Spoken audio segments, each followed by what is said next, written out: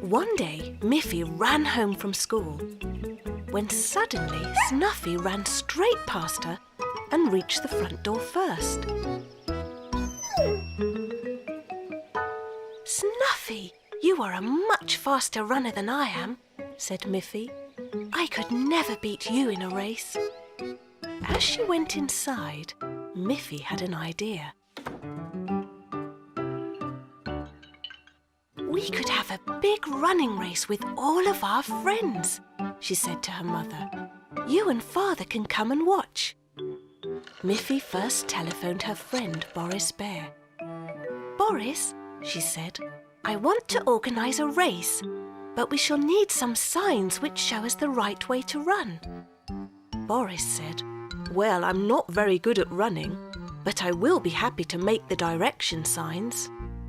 Then Miffy phoned her other friends and told them about the race. When the big day arrived, Boris had all the signs ready. He stuck each sign into the ground to point the way.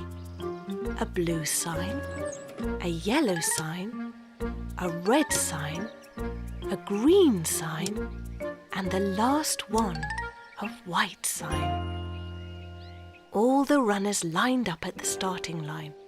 There was Miffy, Aggie, Melanie, Grunty, and Boris too.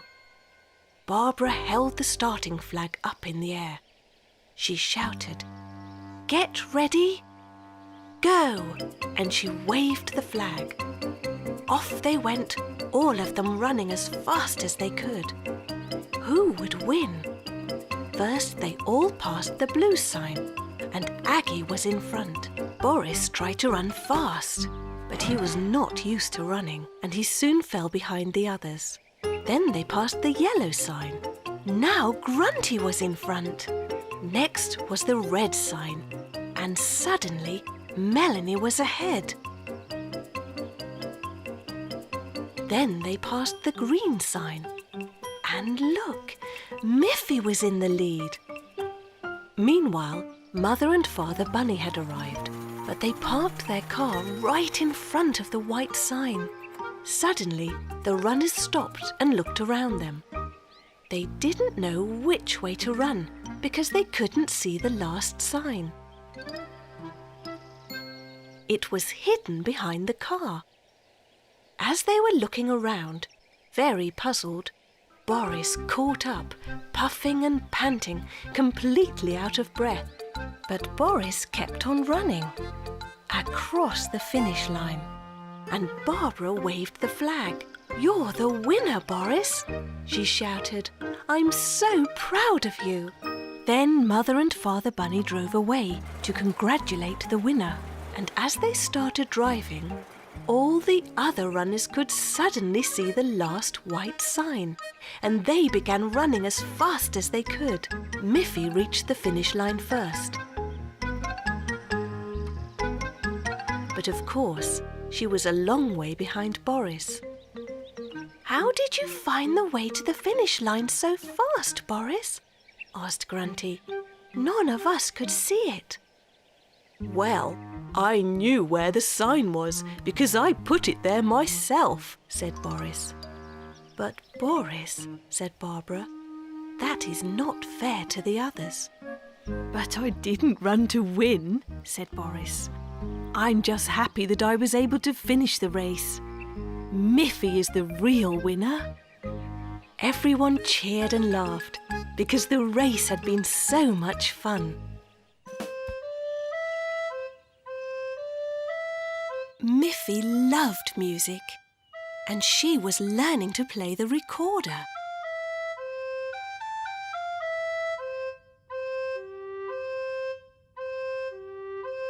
"You play that very nicely, Miffy," said Mother Bunny. "But that tune needs more players." Miffy said, "Yes, I can invite my friend Aggie. She can play the accordion."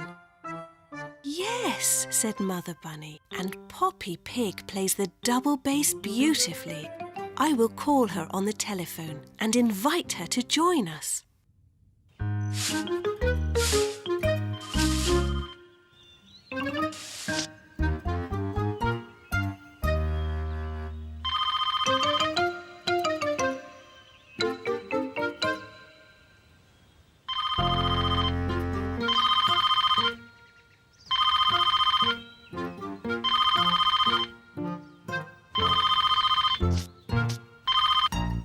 telephone, Poppy said, "Of course I'll come. I like to play music. Can I bring my little niece, Grunty? She's staying with me this week. She plays the piano."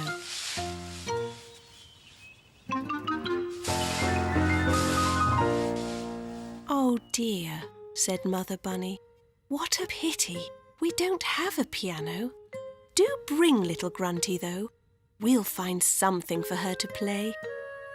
Soon Aggie arrived, and now they could play a two-part melody.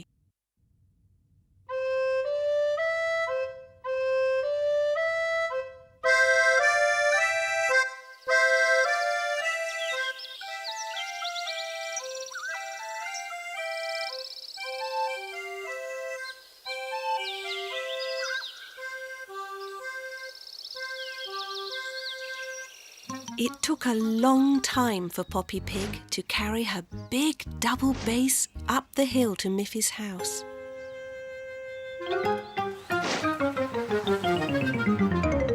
At last, she and Grunty arrived.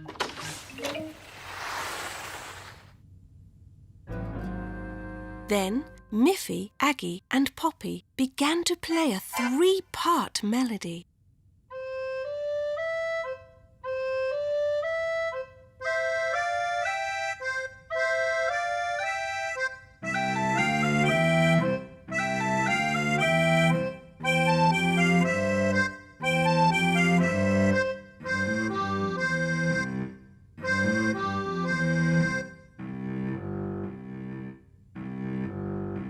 That sounded even better, but little Grunty had nothing to play, and that was no fun for her.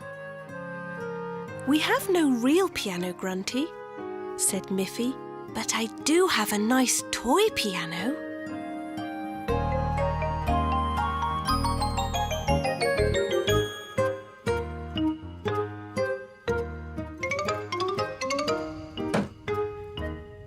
"I'm sure you can make it sound wonderful."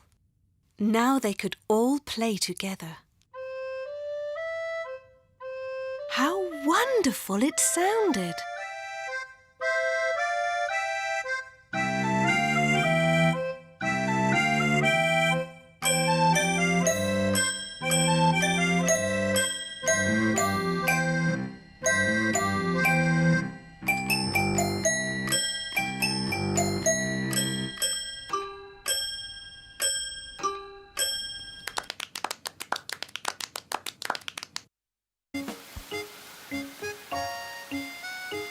It was a rainy day. "What should I do today?" said Miffy. "I can't go out in the rain to play with my friends." "Well, you can help me do the dishes," said Mother Bunny. So Miffy dried the dishes. Then she swept the floor.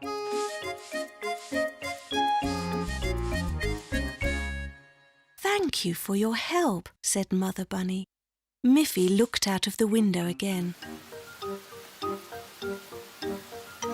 Still, she had to stay in the house. "What else can I do for you, Mother?" asked Miffy. "You've helped me enough," said Mother Bunny. "Why don't you take your crayons and draw some nice pictures?" "Yes," said Miffy. "I like to draw pictures."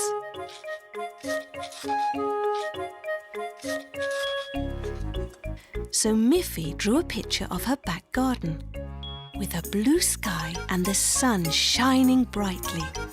But when Miffy looked out of her window to her back garden, the sky was not blue and the sun was not shining. It was raining harder than ever. "What should I do now?"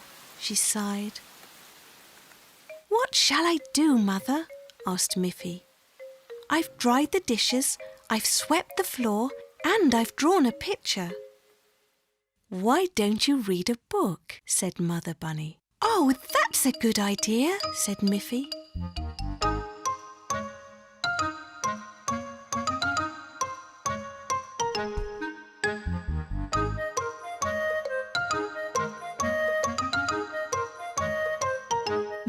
read a nice story about a sunny day at the beach.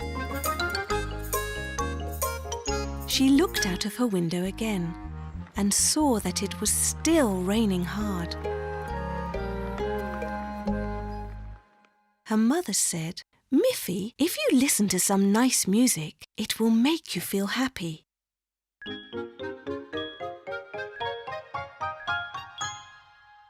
So Miffy listened to some music from sunny Spain.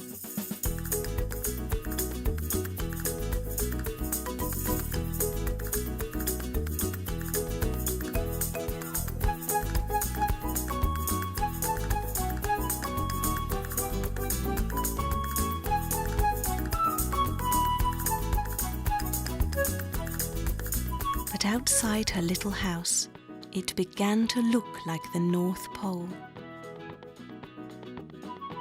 While the music was playing, the rain had turned to snow.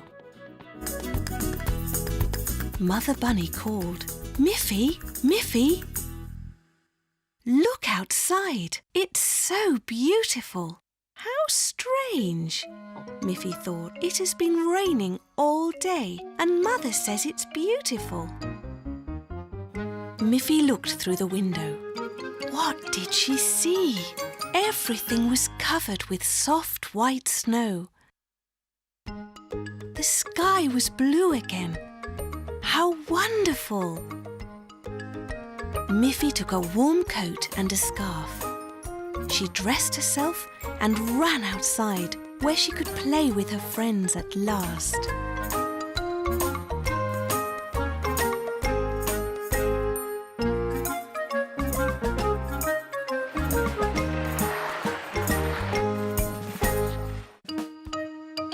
One morning, Miffy heard a strange scratching at her front door. What could that be? She wondered. She opened the door and there was a friendly little brown dog. The little dog wagged its tail happily. "What's your name, little dog?" asked Miffy. But the dog only went. Miffy laughed and said, "I think your name is Snuffy." "Shall I give you some water? It's hot today. You must be very thirsty."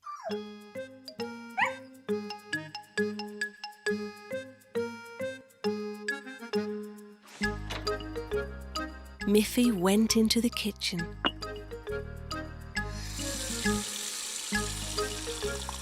She filled a bowl with cold water.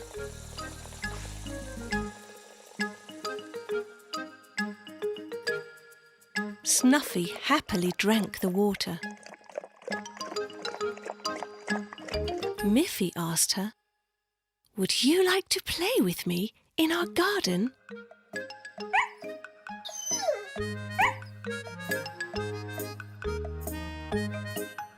Miffy led Snuffy to the garden.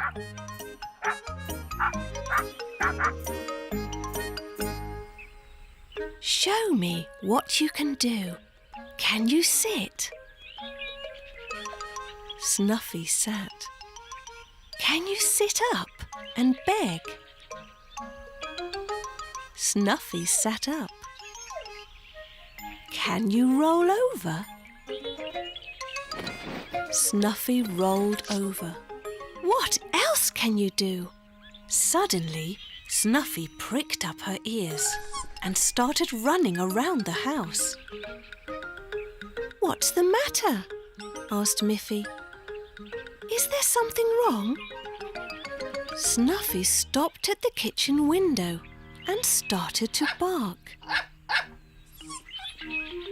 Miffy ran up to the window and looked in to see what was the matter. She saw that she had forgotten to turn off the water at the kitchen sink, and it was still running. "What a clever dog you are, Snuffy," said Miffy. "When I went to the kitchen to get water for you to drink, I forgot to turn off the tap." Miffy went quickly into the house. She turned off the water. "Oh, Snuffy," said Miffy, "you are such a clever little dog. Now you must be very hungry. I'll give you a biscuit," said Snuffy happily. Her little tail was wagging with joy.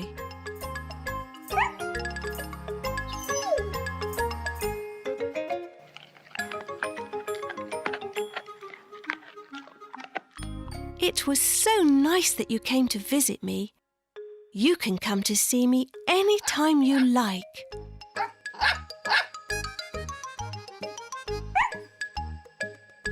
Snuffy barked happily, which meant, "Yes, I will."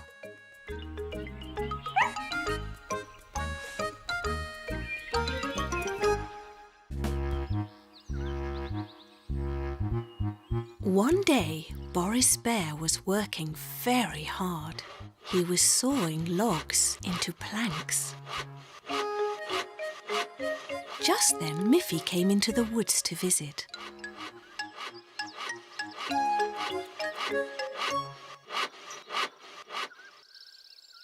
"What are you doing, Boris?" asked Miffy. "I'm sawing these logs into planks," said Boris. "What do you do with the planks?" asked Miffy. "I can make lots of things with these wooden planks, Miffy. Let me show you."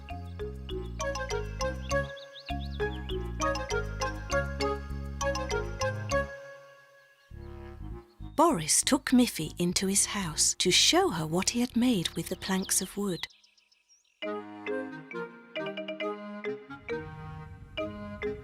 "I made this table with my planks.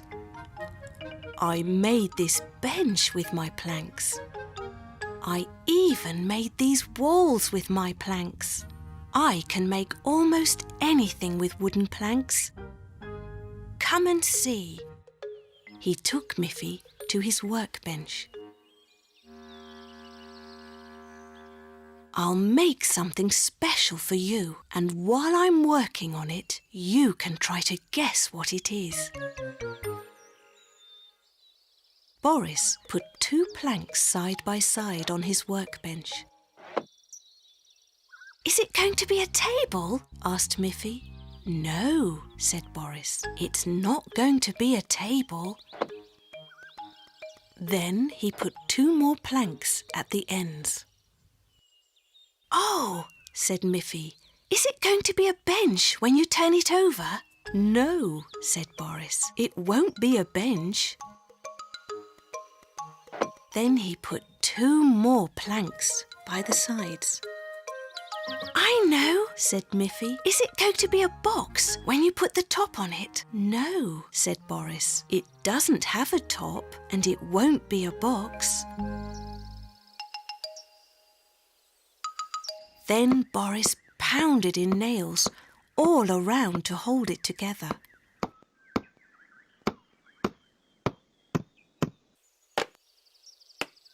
Then he took a round log and sawed off 4 pieces.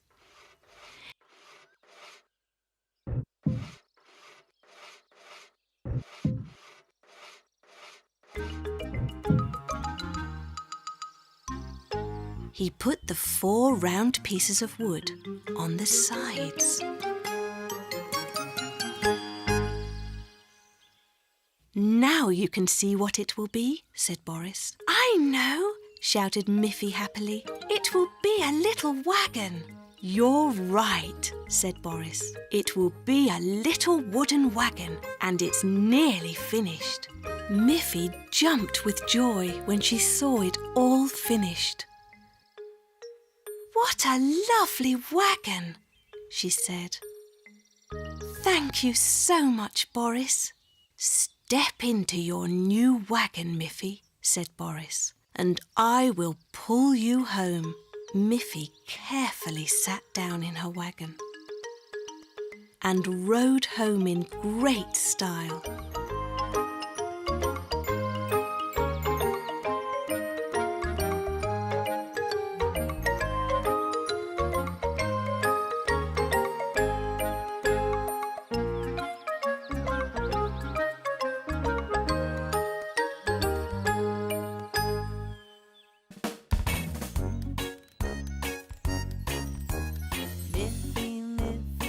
Miffy, run!